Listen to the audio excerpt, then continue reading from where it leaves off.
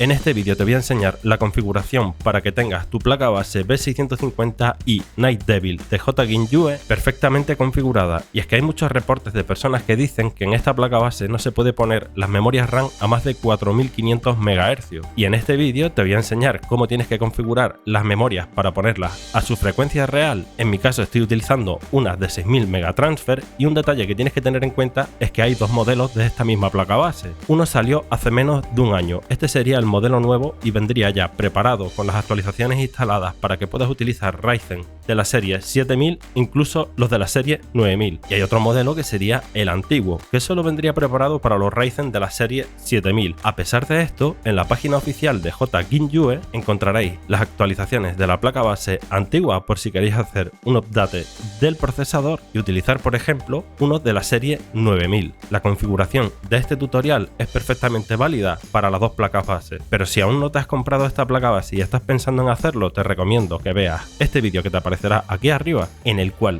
te muestro el rendimiento y los test de juegos y todas las cosas que tiene, ya que es una placa base muy especial. Esta mother viene completamente desbloqueada, y si le pones, por ejemplo, un Ryzen 5 7500F como el que yo voy a utilizar para este vídeo, la propia placa base te pondrá el procesador en su frecuencia máxima sin que tengas que hacer nada, y en ese vídeo la desmonto y la desgloso completamente para que sepas todo lo que tienes que saber de ella. Y sin más, empecemos con el tutorial. Tan pronto entremos en el BIOS, iremos a OC Loop. Nos mostrará este panel en el que tenemos Memory OC y AMD Overclocking. Para configurar las memorias RAM iremos a Memory OC. Una vez dentro del menú nos fijaremos que tenemos los tres primeros recuadros, los voltajes de las memorias RAM, pero para poner las frecuencias reales que tiene la memoria RAM tan solo tendremos que ir al apartado de Memory Timing Settings y ponerlo en Enable.